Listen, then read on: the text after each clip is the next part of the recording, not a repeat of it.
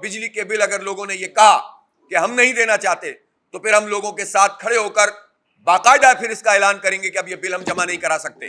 آپ نے جن اداروں کا نام لیا، مجھے اتفاق ہے کہ باقی تمام معاملات میں اگر اسٹیبلشمنٹ سامنے آتی ہے اور ایک ایک چیز میں وہ آئی ایم ایف سے بھی بات کر رہے ہوتے ہیں، وہ سعودی عرب سے بھی بات کر رہے ہوتے ہیں، وہ چائنا سے بھی بات کر رہے ہوتے ہیں، تو کراچی کے 3 کروڑ لوگوں کے مسئلے پر بھی ان کو سامنے آنا چاہیے۔ پھر یا تو پھر کوئی کام نہ کریں، اور کر رہے ہیں تو پھر اس شہر کا بھی تو کچھ پوچھنے والا ہو۔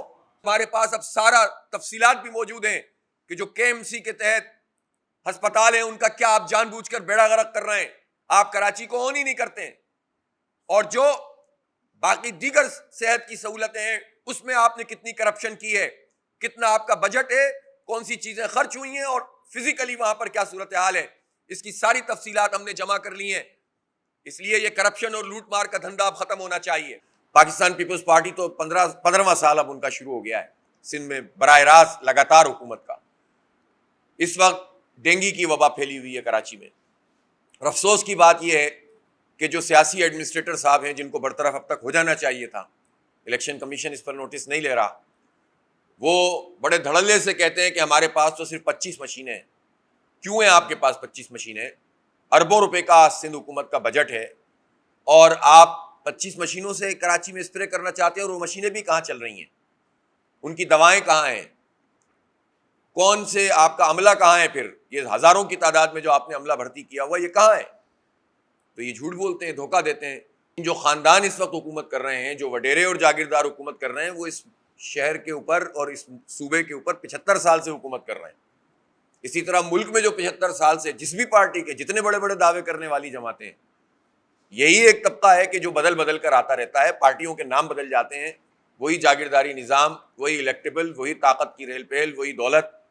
تو یہ سب لوگ ذمہ دار ہیں، اس پورے نظام کو چلانے والے لوگ، چاہے ان کا تعلق سول بیوروکریسی سے ہو، فوجی بیوروکریسی سے ہو، جسے اسٹیبلشمنٹ کہتے ہیں، چاہے وہ جاگیردار اور وڈیرے ہوں، یہ سارے کے سارے 75 سال سے پاکستان پر قابض ہیں۔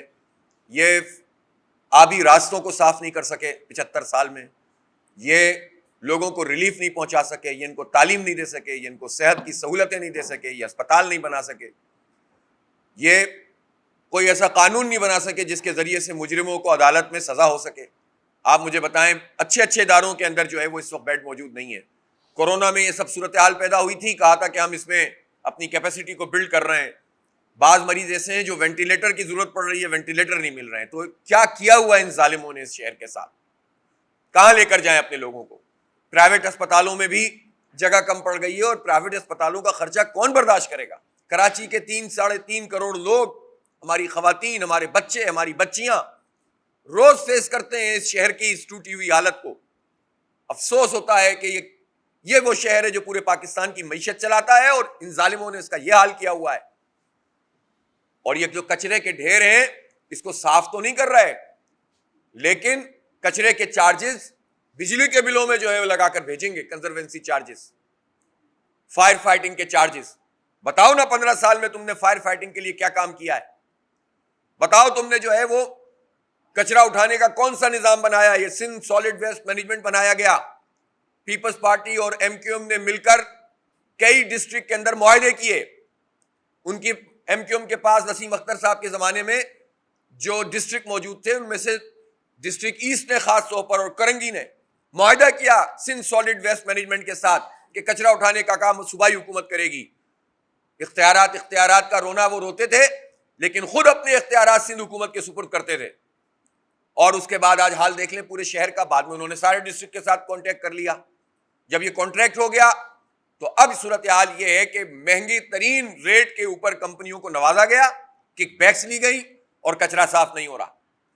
ڈھیر بنے ہوئے ہیں، نالوں کے اندر وہ کچرا جا رہا ہے، اور اب کہتے ہیں کہ ہم یہ چارجز بجلی کے بلوں میں لیں گے، اور بلوں میں لگ کر آنا شروع ہو گئے۔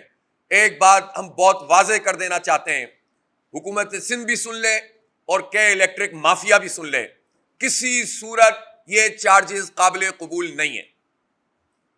اور ہم نے یہ فیصلہ کیا ہے کہ ہم 23، 24، 25 تاریخ کو پورے کراچی میں ایک ریفرینڈم کرنے جا رہے ہیں۔ گراس روٹ لیول کے اوپر لوگوں کی رائے لیں گے، گلی محلوں میں لیں گے، بازاروں میں لیں گے، گھر گھر دروازے کھٹکھٹا کے لیں گے، سوشل میڈیا کے ذریعے سے لیں گے، اور کراچی کے 32 لاکھ صارفین جو جن کے میٹرز ہیں اور ان کے توسط سے کراچی کے 3 کروڑ سے زائد عوام کی رائے سامنے آئے گی، اور ہم ان سے سوال کریں گے کہ اگر یہ کے ایم سی کے یا سندھ حکومت کے عائد کردہ چارجز واپس نہیں لیے گئے اور یہ فیول ایڈجسٹمنٹ کے نام پر لوٹ مار ختم نہیں کی گئی، اور جس طرح سے کہ الیکٹرک کام کر رہا ہے، اس میں ہم یہ سوال کریں گے کہ کیا آپ یہ سمجھتے ہیں کہ اس کو کام کرنے کی اجازت ہونی چاہیے یا ان کا لائسنس کینسل ہونا چاہیے؟ تو ان سب چیزوں کے اوپر پھر ہم یہ سوال کریں گے کہ اگر یہ کام نہیں ہوا، عوام کو ریلیف نہیں ملا، یہ چارجز ختم نہیں ہوئے، تو کیا ہم بجلی کے بل ادا کریں کہ نہیں کریں؟ بجلی کے بل اگر لوگوں نے یہ کہا کہ ہم نہیں دینا چاہتے تو پھر ہم لوگوں کے ساتھ کھڑے ہو کر باقاعدہ پھر اس کا اعلان کریں گے کہ اب یہ بل ہم جمع نہیں کرا سکتے۔ اس وقت بھی میں جب تک کے لیے لوگوں سے کہتا ہوں، ایک طرف آئینی اعتبار سے، قانونی اعتبار سے عدالت میں ہم کیس کیے ہوئے ہیں اور ہم عدالت سے توقع رکھتے ہیں کہ عوام کو ریلیف ملے گا فیول ایڈجسٹمنٹ چارجز کے نام پر، اور ہم اسی کیس کے اندر اب یہ جو اضافی چارجز لگے اس کو بھی شامل کر دیں گے عدالت میں۔ ہمیں اس انتہا پہ نہ لے کے جایا جائے جس میں یہ مشکل فیصلے کرنے ہوتے ہیں۔ اگر مراد علی شاہ صاحب آپ نے یہ فیصلہ واپس نہیں لیا تو آپ کو اس کے بہت بھیانک نتائج بھگتنے پڑیں گے۔ ہم پرامن اور آئینی اور جمہوری طریقے سے آپ کا چلنا پھرنا دوبر کر دیں گے، اور عوام نے تو اپنا فیصلہ دینا شروع کر ہی دیا ہے کہ انہوں نے تو کہ الیکٹرک کی گاڑیوں میں کچرا ڈالنا شروع کر دیا ہے۔ یہ تو اس کا ظاہر سی بات ہے کہ یہ غصے کا اظہار ہے۔ لوگ آئی بی سیز کی طرف واٹس ایپ گروپوں میں چلا رہے ہیں کہ اپنا کچرا آئی بی سیز میں جا کے ڈالیں۔ ظاہر ہے آئی بی سیز میں ڈالیں گے یا گاڑیوں میں ڈالیں گے تو پھر یہ بہانے بنائیں گے، لیکن ظاہر بات پھر یہاں تک رکتی نہیں ہے، پھر عوام کو کنٹرول کرنا آسان نہیں ہوتا۔ اس لیے ہم انارکی نہیں پھیلانا چاہتے۔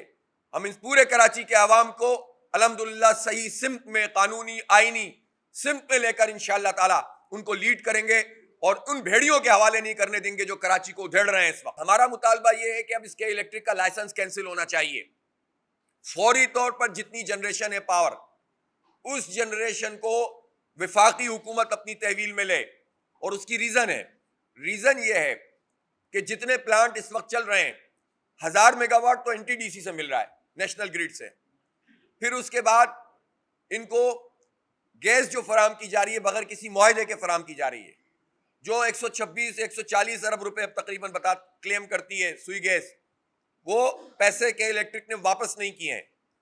جو کرنٹ بل ہے اس کو بھی 3 4 مہینے بعد ادائیگی کی جاتی ہے۔ جو سبسڈی ہے وہ مختلف طریقوں سے ان کو فراہم کی جا رہی ہے۔ ہم ایک دن بل جمع نہ کرائیں تو یہ کاٹنے کے لیے ہماری بجلی آ جاتے ہیں۔